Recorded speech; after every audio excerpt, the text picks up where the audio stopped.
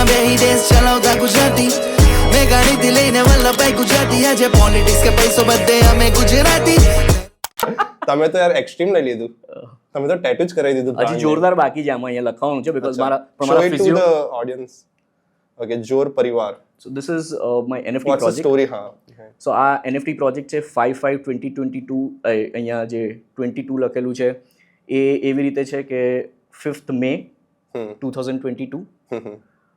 અને આ ત્યારે કરાવેલું એટલે આ ડેટ છે 22 બી એટલે કેમ કે 22 મારી બર્થ ડેટ છે ओके डेट છે અને 5/5 आई गेस गैरी वी का बर्थडे 5/5 है ऐसा कुछ it don't say I guess you tattooed it That's the time we went. we live. friends We went live on 5th of May. no that was 8th August No, but something happened. We day friends. You got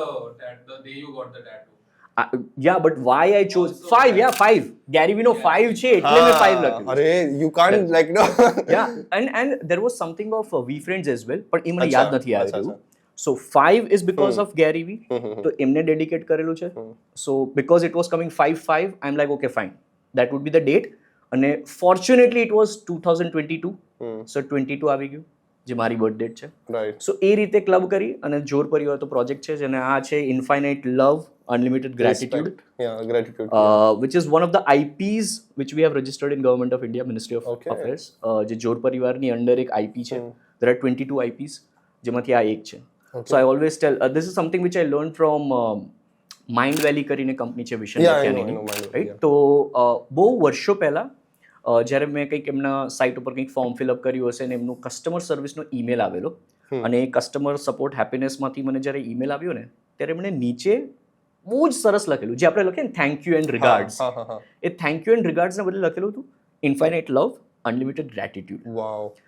હવે એ ત્યારથી મારા મગજમાં એવું છપા અને હું વાત કરું છું કદાચ 2013-14 ની વાત કરું છું બહુ જ ટાઈમ પહેલા 10-12 વર્ષ પહેલાની વાત છે yeah અને મેં ત્યારથી મારા મગજમાં એન્ગ્રેવ કરેલું કે ધીસ ઇઝ સમથિંગ વિચ મતલબ મને બહુ જ કનેક્ટ થયું તો ત્યારનું બસ હું લોકોને એ જ મતલબ ગ્રેટિટ્યુડ ને આ બધું તો હું કહેતો જ તો બટ ધીરે ધીરે મતલબ લોકો કહે ને કે તમને આ આઈડિયા કેવી રીતે આવ્યો હવે આ 10 વર્ષ પહેલા એક કનેક્ટ થયેલું જે પાઇલઅપ હતું સબકોન્શિયસ 10 years old tattoo છે ના ટેટુ તો હમણાં હમણાં છે હા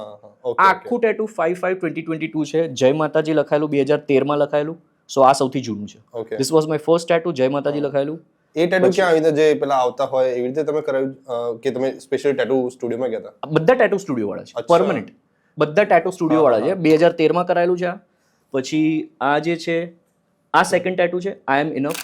મરીસા પિયર્સનું એક વેબિનાર મેં ક્યાંક જોયેલું યુટ્યુબ પર વિડીયો 2014-15 ની વાત છે ત્યારે મેં જોયેલું તો હવે આ બી લગભગ 5-6 વર્ષ જૂનું તો છે જ ઓકે તો ઇટ્સ અ સેઇંગ કે તમે જ્યારે પેલું જે 3 ડેઝ માંથી all is well right I'm A enough, લોકો I'm enough, I'm enough. સો એ ત્યારે લોકોએ મજાકમાં લીધેલું but it's actually programming your mind right તો તમે જ્યારે બધાની વચ્ચે બોલો ને તો ત્યારે તમને સ્ટુપિડિટી લાગશે but it's actually talking to yourself affirmations કહેવાય છે ઇંગ્લિશમાં એને તો I am enough is also like that whenever you in self doubt કે તમને એવું લાગે કે હા તમે નથી કરી શકતા કંઈ તો એક બસ પોતાની જાતને કહો કે યાર યુ આર ઇનફ Self થઈ જશે motivation. અત્યારે દેખાતું નથી પેલા જેવું છે કે તમે ગાડી ચલાવો ને જ્યારે રાત્રે તમે ટ્રાવેલિંગ કરશો ને તો તમને આખો રસ્તો નહીં દેખાય આગળના 200 Yeah. મીટર જ દેખાશે કેમ કે હેડલાઇટ એટલું બતાવે છે યા તો બી તમે આગળ જાઓ છો ને યા એ you have to take a faith થી જાઓ risk છો કે and યસ તમને આગળ દેખાશે તમે Correct. આગળ જશો ને તો જ તમારી લાઈફ તમને આગળ દેખાશે સો ઇટ્સ લાઈક ધેટ કે always તમને faith always stay moving you will find your path anyways Yeah, સો આ બધા ટેટુ છે પછી આ એક અફર્મેશન છે કે I this is a huge one I love infinite wealth and success લખેલું છે wow which is hooked to my life Hi, sir. Very well thought. so these two are more like an affirmation this is more like a